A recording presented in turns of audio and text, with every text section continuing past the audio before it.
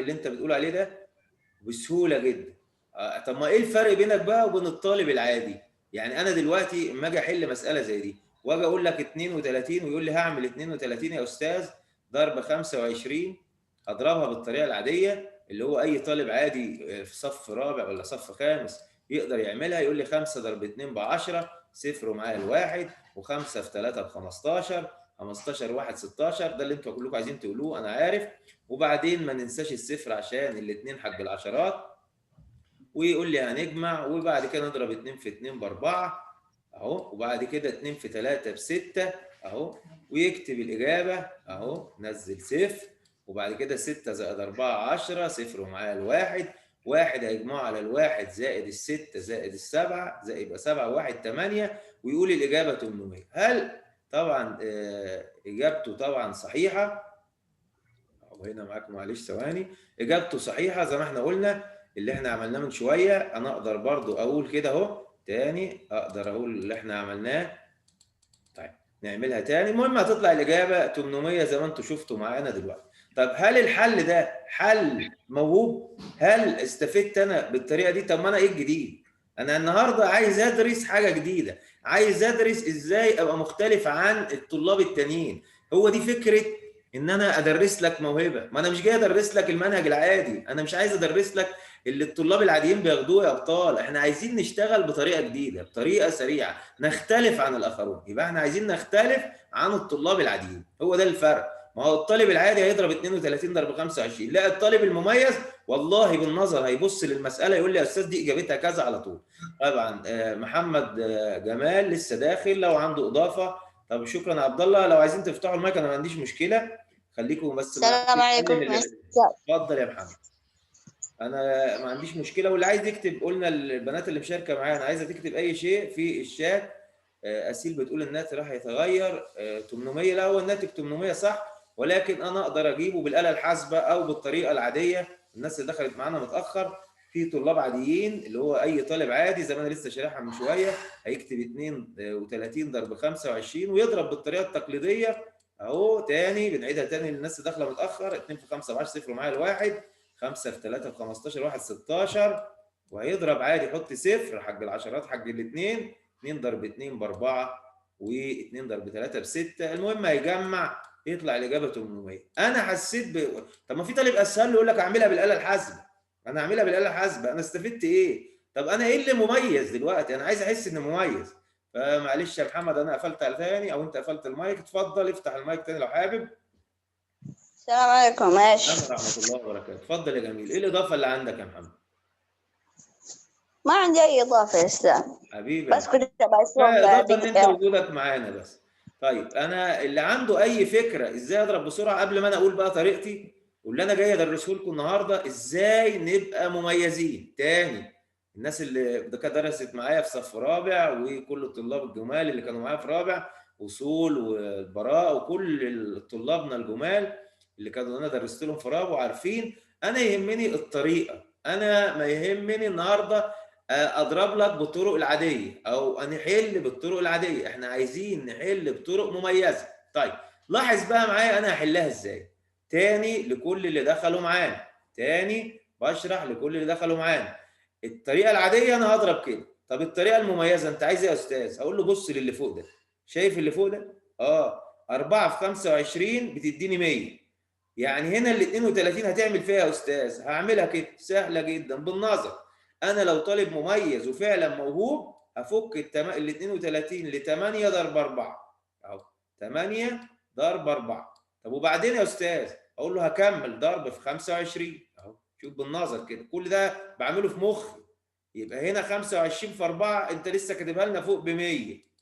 يلا 100 نضربها في 8 يبقى الاجابه 800. ده الحل السحري الجميل اللي هو عمل ايه الطالب المميز ده؟ استفاد بالمهاره اللي فوق عندي هنا.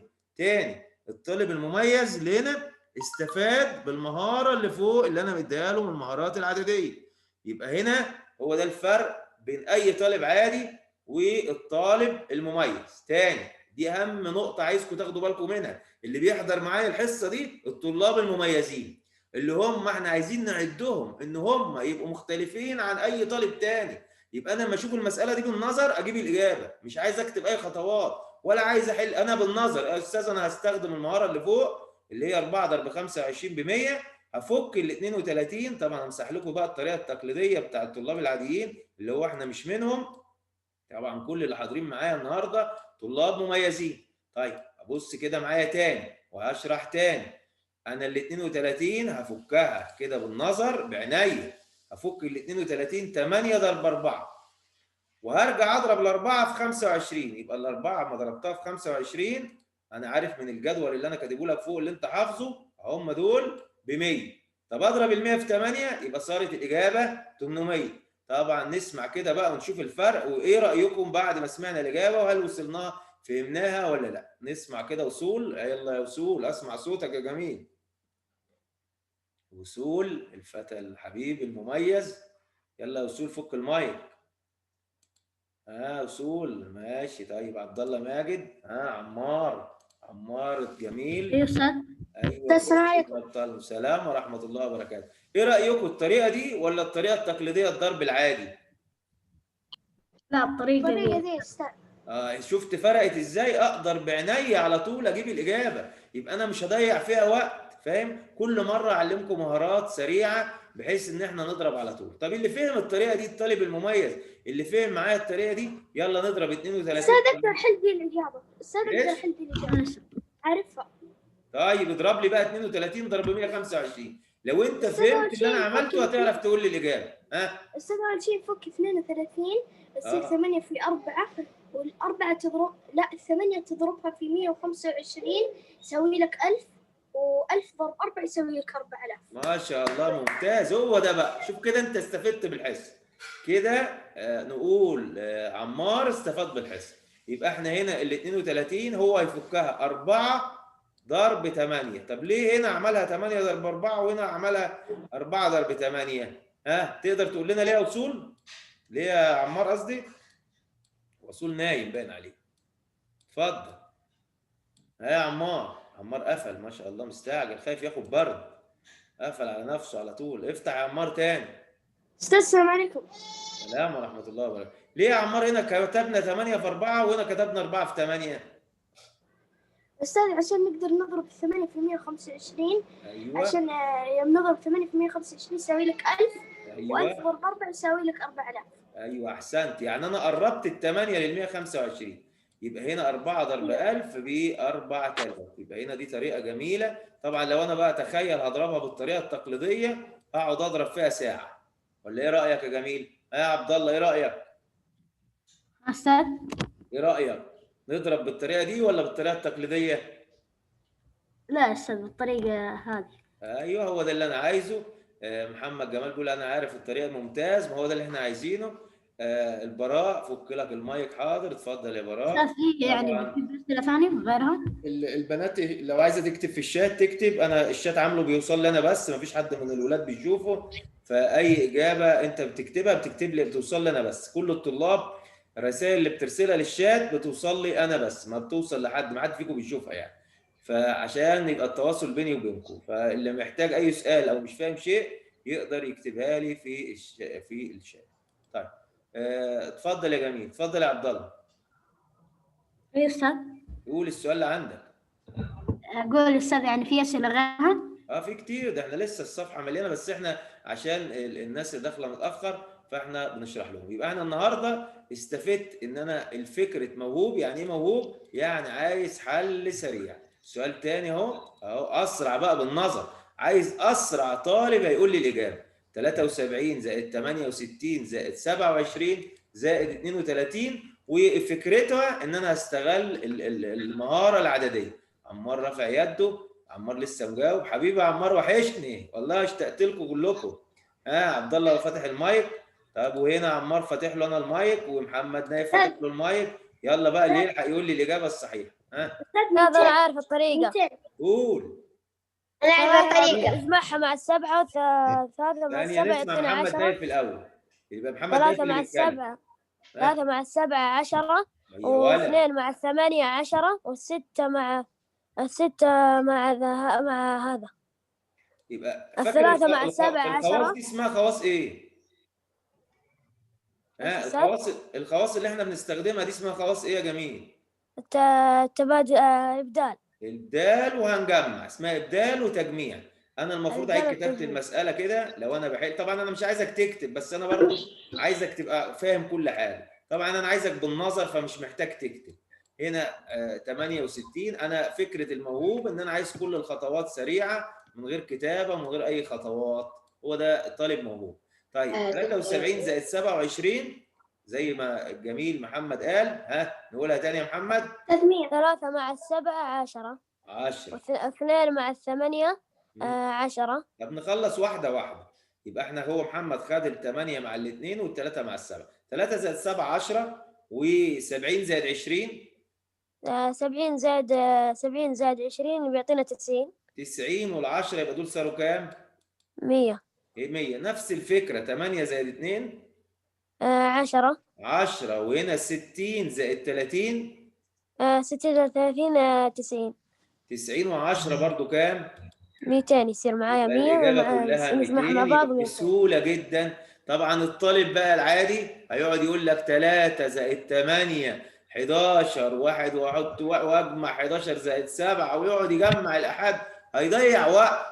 هو ده انا قلت لك دايما، حتى في الفصول قلت دايما لازم عيني تسبق ايدي، لازم عينيا تشتغل عشان اعرف اجمع واضرب واطرح واقسم بسهوله جدا. كل مره هديكم مهارتين عدديتين مختلفين عن الاسئله اللي فاتت. طيب نبدا بقى نخش بقى في الحاجات اللي هي المميزه بتاعتنا. طيب هنا في براحتك اتفضل، بس احنا عددنا مش كبير، فاللي عايز يفتح يقفل، اللي عايز يقفل مفيش اي مشكله. طيب هنا في المثال طبعا بقدر اشوف برضو مشاركاتكم في الشات، ويا ريت كله يشارك معانا في الشات. هنا المثال نقراه في الجدول المجاور. اذا تساوت مجاميع. استاذ عرفت. طيب هنسمع بس انتظر. هنا المجاميع كل صف ده اسمه صف، وعمود كل واحد من دول اسمه عمود، والقطر عندي قطرين، اي شكل رباعي ليه قطرين، ده اسمه قطر اللي انا ماشي بيه بيدي ده، وده اسمه قطر. برضه ملحوظه عشان تبقى عارفها، اي شكل رباعي يعني ايه رباعي؟ يعني ليه 4 اضلاع، ده اسمه قطر. شايف كده؟ وده كده من هنا اسمه قطر. فهو بيقول لك تجمع القطر، تجمع الصف، تجمع العمود، هيطلعوا ليهم نفس القيمه.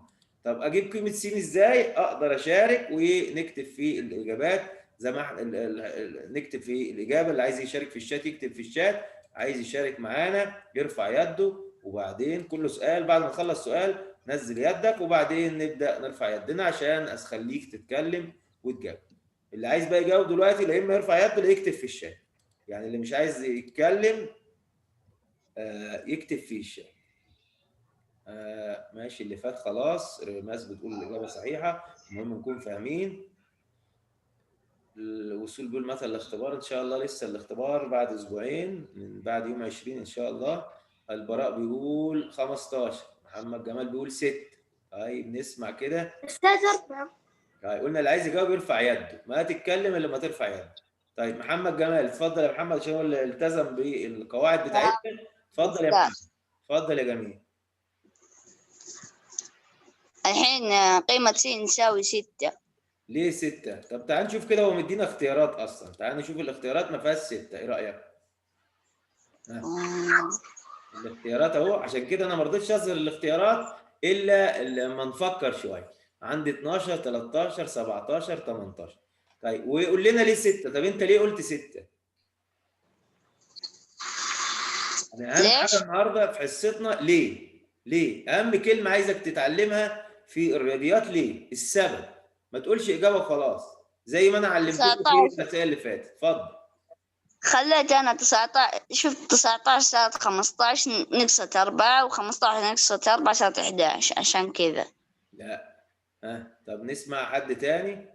نزل يدك يا محمد. اتفضل. اللي عايز يشارك يرفع يده ونشوف برضو مشاركات طلابنا في الشات. أسيل بتقول 6، قلنا مفيش في الاختيارات 6. عمار بيقول 4، مفيش في الاختيارات 4. أنا ريحتكم أهو، حطيت اختيارات. نقدر برضو نسمع. اللي عايز يكتب في الشات يكتب، اللي عايز يجاوب يرفع يده. يلا طلابنا الجمال، أحب كده كله يشارك. أحب أنت تتكلم وتشرح أكتر ما أنا أتكلم، طيب ما حد الان ما في حد كتب ولا حد رفع يده، حتى اللي فتح المايك ما عنده مشكله. طيب نشوف كده هنا، طبعا الناس بتقول 12، عبد الله ماجد بيقول لي 12. طيب وهنا اللي بيقولوا 6 لسه مصممين ما في 6. تعال اشرح لكم ازاي نفكر. انا ما يهمنيش اجابه المساله دي، انا يهمني ازاي افكر. اهم شيء في مسائلنا دي ازاي افكر، زي ما انا علمتك في المسائل الاولانيه في الضرب. طيب تعالى يا ابطالنا اعلمكم ازاي تفكروا. هو بيقول لي ايه؟ مجاميع اعداد كل صف وعمود وقطر. دي اسمها معطيات يا ابطال، لازم استفيد من معطياتي دي. مجاميع يعني ايه؟ يعني هجمع. طيب هجمع ايه؟ انا عايز اجمع اهو. تاني ركز معايا وكله ينتبه معايا. انا بجمع مجمع مين؟ صف او عمود او قطر كلهم متساويين. طب ما انا ابقى ذكي يا جميل، ادور على واحد من الثلاثه دول موجود عندي. عندي العمود ده كامل. طب ما العمود ده هيخليني اعرف مجموعهم كام. طب اما اجي اجمعه 19 زائد 15 زائد 11، يبقى هجمع ده زائد ده زائد ده. طبعا اللي فاتح المايك يقدر يقول لي الاجابه سريعه بغير بعد. 45. ها 45. احسنت يا عمار. طب اجمعها ازاي يا عمار؟ تعرف تجمع بسرعه؟ ايوه يا استاذ، 19 زائد 11 30 زائد 15 45. ما شاء الله، والله انا مشتاق لك يا عمار، ما شاء الله. عمار استفاد بالقاعده اللي شرحناها في اول حصه. 9 زائد 1 10، 10 ودول 20 يبقوا 30، 30 و15 يبقى العمود ده ب45. طب معنى كده انا وصلت المعلومه ان اي عمود او قطر او زي ما هو قايل لي في المعطيات هيبقى ب45. طيب انا ممكن اعملها بقى باكتر من طريقه. ممكن اكمل الصف ده فاضل له هنا كام عشان يصير 45، وممكن اكمل القطر ده. الاثنين هيجيبوا لي الاجابه. تعال نكمل. 19 و14 باقي لهم كام ويصير 45؟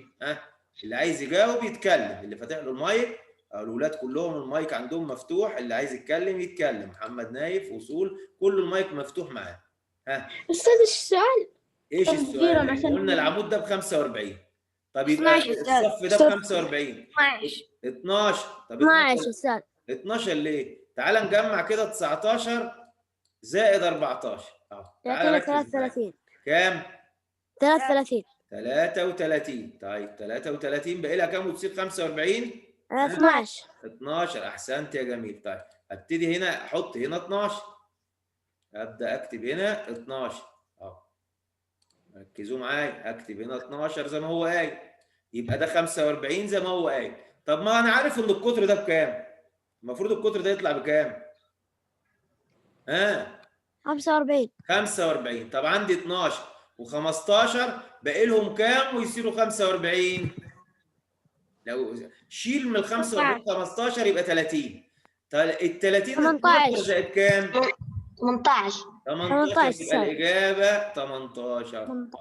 طبعا في طالب تاني ممكن يجيبها بطريقه تانيه، يجيب 14 زائد 15 ويكمل ده. بعد ما يجيب الرقم اللي هنا يقول ده زائد ده زائد ال 18 هتصير 45. باكتر من طريقه. هعيدها تاني سريعا كده كله ينتبه معايا.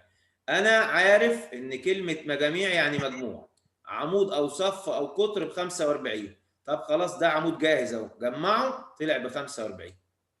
ابتدي دور على واحد يكون ناقص له ايه؟ رقم. 19 زائد 14 جمعناهم ب 33 باقي لهم 12 ويصيروا 45. طيب هو الراجل قال القطر كمان ده ب 45، يبقى ال 12 وال 15 والسين باقي لهم كام عشان يصيروا 45؟ 18. بسهوله جدا اقدر احط الاجابه، يبقى الاجابه 18. عشان كده يا ابطالنا انا عايز مخك يبقى غير تقليدي، ما تبقاش زي اي طالب عادي. قلنا انا عايزك تبقى مميز. انا لما جيت شرحت المهارات العدديه اللي في اول الحصه، احنا بنشرح لطلاب مميزين، يبقى حلولنا غير مميزه، حلولنا مميزه غير تقليديه. يعني انا في المسائل الضرب الاولانيه لما جينا شرحنا، اللي حضر معانا في اول الحصه، اللي وريت كلنا اللي عايز يلتزم ويستفيد يبدا معايا في اول الحصه عشان ما في حاجه يروح معاه. قلنا لما جينا شرحنا المسائل دي في اول الحصه قلنا احنا عايزين ضرب غير تقليدي. للي داخل متاخر 32 في 25 قلنا بدل ما نقعد نضرب الضرب المطول ده ووجع دماغي، فك ال 32 8 في 4 خد ال 4 اضربها في 25 ب 100. انا بعيدها بسرعه عشان اللي دخل متاخر. يبقى هنا 8 في 4 في 25 الأربعة في 25 ب 100 في 8 ب 800. يبقى احنا الهدف من دروسنا النهارده يا ابطالنا احنا بنشرح لطلاب مميزين، يبقى اجاباتنا لازم تكون مميزه، يبقى طرق حلنا لازم تكون مميزه. انا عايز اجابه غير تقليديه. نخش بقى على السؤال اللي جاي هنا، وفي النمط التالي اوجد قيمه س. عايز س هنا دي عايزه طالب عينيه شغاله، عايز عينك تسبق ايديك زي ما انا قلت لك. كل مره هبدا معاكم الحصه بمهاره او 2 عدديه بحيث ابقى انا اسرع وسريع جدا في الاجابه. كل طلابنا الاولاد انا فاتح لهم المايك، اقدر تتكلم بسهوله. هسهل لك السؤال شويه وهديك اختيارات. يلا يا جميل اسمع كده. عايز اشوف، لا اما اشارك بالشات زي ما اتفقنا مع البنات اللي عايزه تشارك في الشات اتفضل. الشات ما بيظهر الا ليا انا بس. خلاص اسيل ما شاء الله 18 اجابه صحيحه، وريماس اختارت 18. مميزين البنات ما شاء الله معانا. احنا قلنا الاجابات حق البنات والولاد بتظهر لي انا بس، يعني اي شيء بتكتبه على الشات ولد او بنت بيطلع لي انا بس، فبالتالي ما حد يقلق ان كل الشات ظاهر لي مش هيظهر للباقيين. طيب هنا الولاد انا فاتح لهم المايك يقدر يشارك معانا اللي حابب يشارك، لان احنا ما شاء الله يا محمد جمال وسليمان اهو معايا وسليمان عادل، كل طلابنا اشتقنا لكم جمال كلكم. ابدا كده اللي عايز يجاوب لا اما يرفع يده لا اما يكتب في الشات. سليمان اتفضل يا سليمان. وقلنا ليه؟ ما حدش يقول لي الاجابه كذا وخلاص، اهم شيء ليه؟ قلت لك عينيك تسبق ايديك، عايز مخك يشتغل. اتفضل يا جميل. اتفضل يا سليمان المايك مفتوح. سليمان المايك محقق مفتوح، انت رافع يدك؟ نعم. سلام ورحمه الله وبركاته. اتفضل يا جميل. طيب يلا الاجابه ايه؟ أول شيء اتفضل. أول شيء كان 2 و4 و3 و12. الثانية 3 و5 و34. جميل. 12 نضربها في عدد معين يعطينا 30. ايه مفيش ايه العدد اللي اضربه في 12 يصير 30؟ مفيش. فكر شويه تاني. طيب انا استاذ عارف. اتفضل يا جميل. 12 استاذ 12 لو زودنا عليها 18 تساوي 30. 12 ازيد عليها 18 تسيب 30. طب وبعدين؟ طيب ولاحظ ان انت ما استفدتش لو قلت 12 زدت عليها 18، انت ما استفدتش بالارقام دي. وانا لازم استفيد بالارقام دي. كل معطى في المساله ليه يعني مفيد استفيد منه. والمعطيات اللي هو بيديها لك في المساله قلنا مهمه، قلنا دايما خلي حلك غير عرفت السؤال. اتفضل يا جميل. عرفت السؤال. قول.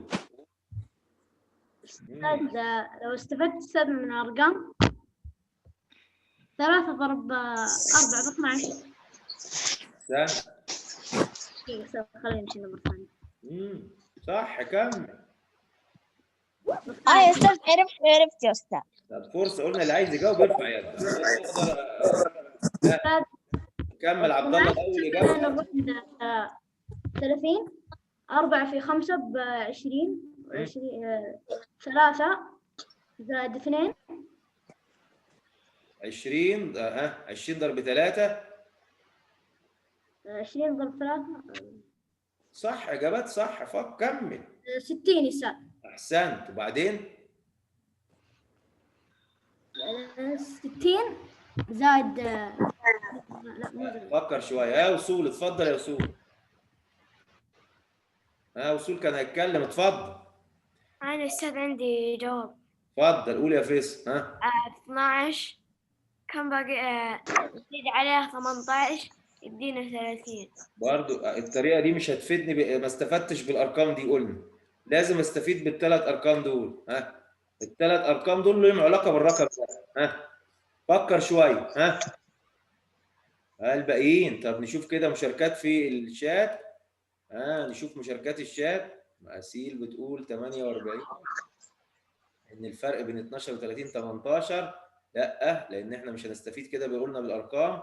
48 خطا. ليه؟ ان انت كده ما استفدتش حاجه بالارقام دي. طب انا كنت قلت لك 12 30 تقول لي زادت 18 زود على ده 18 بقى دي 48. طب ايه لازمه الارقام اللي فوق دي؟ ما هو ده الفكره. ما انا قلت لازم عيني تشتغل.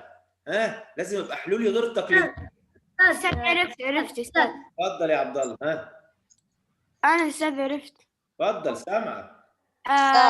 2 ضرب 3 اسال. 6. صح.